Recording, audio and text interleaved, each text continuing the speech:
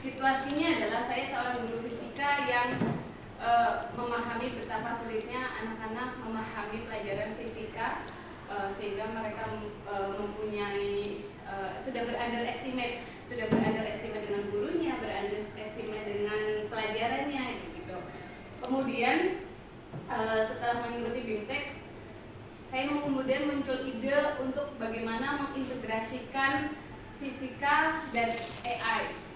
Karena di modul 2 adalah pengoperasian AI yang bukan coding, sehingga saya muncul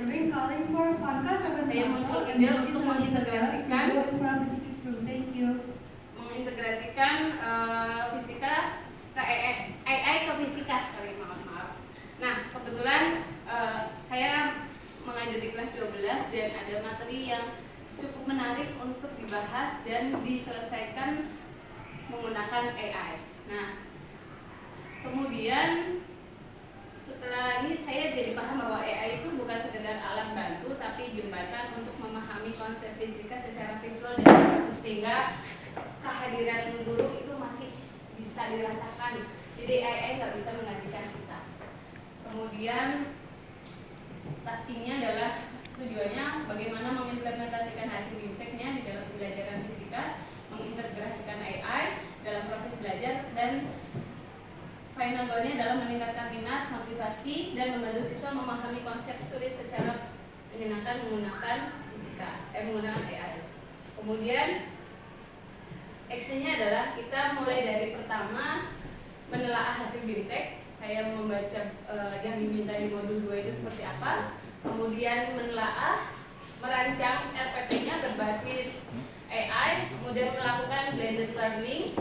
Saya melakukan blended learning-nya adalah menggunakan metode PBL, Problem Based Learning, pada materi rangkaian arus bolak-balik, di mana mesin AI yang saya gunakan adalah Google Lens. Jadi selama ini saya hanya memberikan teori, kemudian anak-anak itu tidak tahu rangkaian RLC itu gimana sih gitu.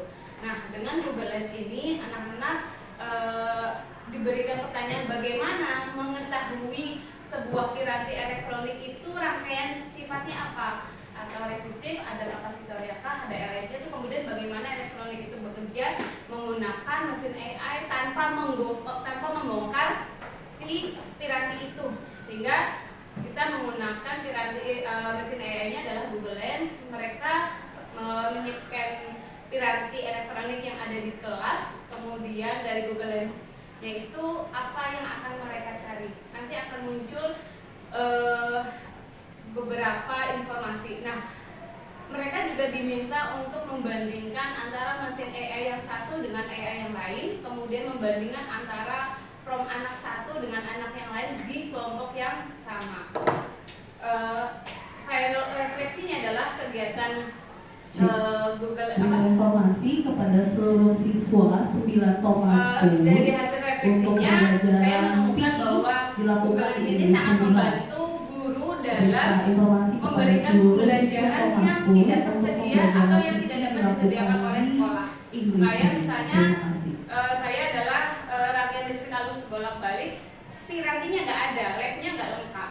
Maka mesin AI ini sangat membantu bagaimana mengimajinasikan teori yang selama ini dipakai. Kemudian mereka ini loh rangkaian RLC itu misalnya di power bank, di HP, di charger, mereka paham bahwa mereka juga selama ini berdampingan dengan rangkaian RLC.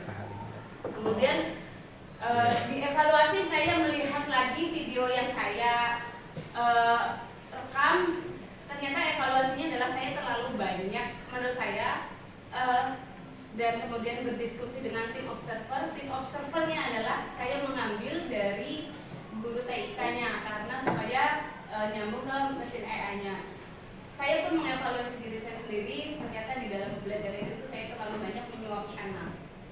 Jadi harusnya hanya sedikit clue-nya saja, tetapi karena saya kurang sabar sehingga saya terlalu banyak menyuapi anak. Itu dalam deep learning itu nggak boleh. Selanjutnya di risetnya adalah ternyata antusiasnya anak-anak meningkat. Dari indikatornya adalah kan pembelajaran mendalam itu berkesadaran, bermakna, dan joyful. mindful, meaningful, Joyful. joyful. Sebenarnya mindfulnya bukan ternyata setelah kemarin sempat ada pelatihan, mindfulnya bermaknanya adalah lebih ke awareness. Kenapa sih saya harus belajar AI? Kenapa sih saya harus belajar listrik? Itu di awareness-nya menggantikan si mindfulnya. Nah, dari risetnya adalah dampak positifnya antusiasme siswa adalah meningkat, pemahaman konsepnya lebih baik. Mereka, ternyata saya menemukan loh, jadi saya tahu bahwa kenapa si power bank itu adalah disebut rangkaian kapasitor, karena hubungan mereka biar mampu menghubungkan, oh ya, kapasitor itu fungsinya untuk menyimpan energi bentuknya muatan, makanya power bank isinya adalah kapasitor. Nah, mereka juga akan tahu kenapa nggak boleh ada kabel terkelupas dan sebagainya, sehingga mereka dari bantuan AI itu lebih antusias. Kemudian juga mereka bijak dalam mengunggah foto, video yang kemudian bisa di-generate dengan mesin AI, sehingga mereka pun mampu mempunyai etika dalam menggunakan AI. Kemudian saya melakukan refleksi pembelajaran bahwa AI itu tidak bisa menggantikan guru, melainkan memperkuat peran guru sebagai fasilitator. Maka kita sebagai fasilitator jangan sampai kehadiran kita digantikan oleh AI. Jadi kita bagaimana membimbing mereka untuk menggunakan AI semestinya. Siswa belajar lebih mandiri, mereka akan mencari tahu, karena saya hanya memberikan satu sampel, tapi mereka mencari sampel-sampel yang lain, piranti elektronika yang lain. Dan kalinya saya akan berencana membagikan ke rekan guru yang lainnya, seperti di bab-bab yang lainnya. Selanjutnya, kesimpulannya pemahaman dan motivasi belajarnya meningkat karena dengan AI, kemudian pembelajaran fisikanya juga menyenangkan dan futuristik.